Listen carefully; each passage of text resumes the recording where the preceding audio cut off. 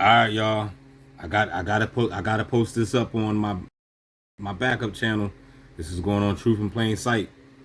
You know what I'm saying? This is New York mandates proof of the jab for indoor activities. Look what they doing, y'all.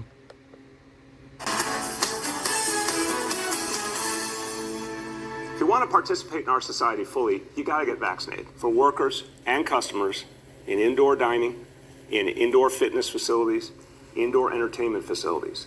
This is going to be a requirement. The only way to patronize these establishments indoors will be if you're vaccinated. Indoor and customers. If you want to participate in our society fully, you got to get vaccinated. For workers and customers in indoor dining. You hear what he said? If you want to participate in our society fully, in our society, it's a movie called Society, y'all. Y'all should go check it out. I think it was created in England somewhere. Good movie, crazy movie.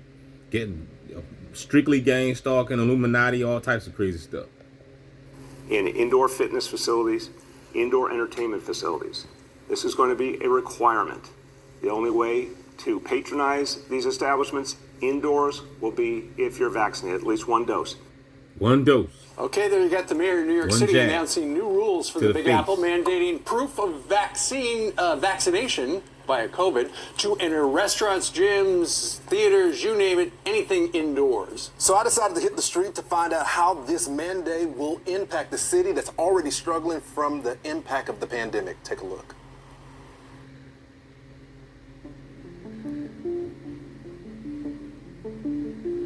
Get the jab. So you represent over 4,000 restaurants? Mayor just came out with this guidance. What does it mean for you? Yeah, listen, our city's restaurants have been absolutely devastated, and this is another imposition that's going to be extraordinarily tough for restaurants to deal with. Restaurant workers have been put in the impossible position throughout the pandemic to essentially be the COVID police. Honestly, I'm not real happy about it. I think that it's my business, whether or not I wanted to be vaccinated, and I don't feel comfortable telling that information to just anybody. I don't think it's necessary at this point. You take precautions, you wear the mask if you feel not like you need to, and you make yourself comfortable. I don't think it's important that we show it. Do you feel comfortable sharing your vaccination status? I don't even know. I haven't really thought about it. But it sounds fishy, though. I mean, honestly, why not, right? If you're vaccinated and you have your card with you or some proof, why not? See, he didn't even think about it. If you're not vaccinated, where the hell he been at? Vaccination status? We show it. Do you feel comfortable sharing your vaccination status? I don't even know. I haven't really thought about it.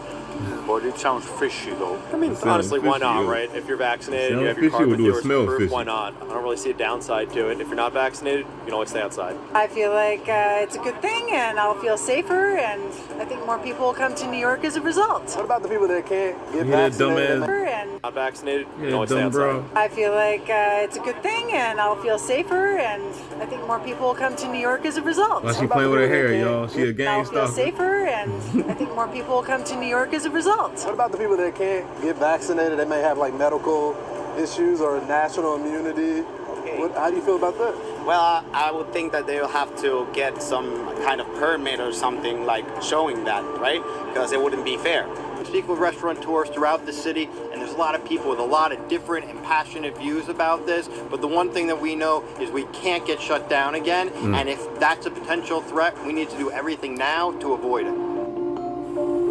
Oh shit, New York is in trouble, player. Let's bring in Fox contributor and... New York is in trouble, player. You know what this mean, right? This mean that, like I said before, get down or lay down. There's going to be a lot of bots out there in New York that's going to bow down and get the jab. And the real people, y'all going to have to flee. All the original New York natives that took the red pill, the black pill, you gonna have to flee. You know what I'm saying? You're gonna have to leave that state. Professor at George Washington University, Jonathan Turley. Good morning to you. Good morning. Good morning. How does this play out? Will this hold up in court? It probably will, because the standard that applies is relatively low of a rational basis. Courts have been highly deferential to states. In fact, a state mandate of this kind in Massachusetts was upheld in the early 1900s. There was also a lower court decision involving mandated measles shots in New York that was upheld. But it can be challenged. We've seen a challenge by a law professor recently who has natural antibodies and is challenging George Mason University, which is requiring him, against the advice of his doctors, to get vaccinated anyway. So we're going to have to look at the details on this so-called New York pass. But the key here is that many of these proposals have been supported by people who say we really have to make life hard on the unvaccinated. A CNN medical analyst said that recently. To make life hard on the proposals have been supported by people who say we really have to make life hard on the unvaccinated. A CNN medical analyst said that recently. We have to make it as difficult. You hear that? So they're intentionally going to make it harder for the ones that don't get the jab as possible to live. Medical analyst said that recently. We have to make it as difficult as possible to live without the vaccine. So there's this type of coerced consent model that is kicking in here. I was reading last night on this channel, Sean Hannity was talking about how apparently in New York City, only about 33% of African Americans have gotten the shots. That means 2/3 of African Americans in New York would be barred from going indoors to restaurants and shops and gyms and stuff like that. That's right, and this is going to have a disproportionate impact on that population. It also leaves this contradiction of other activities that are not prescribed in this way.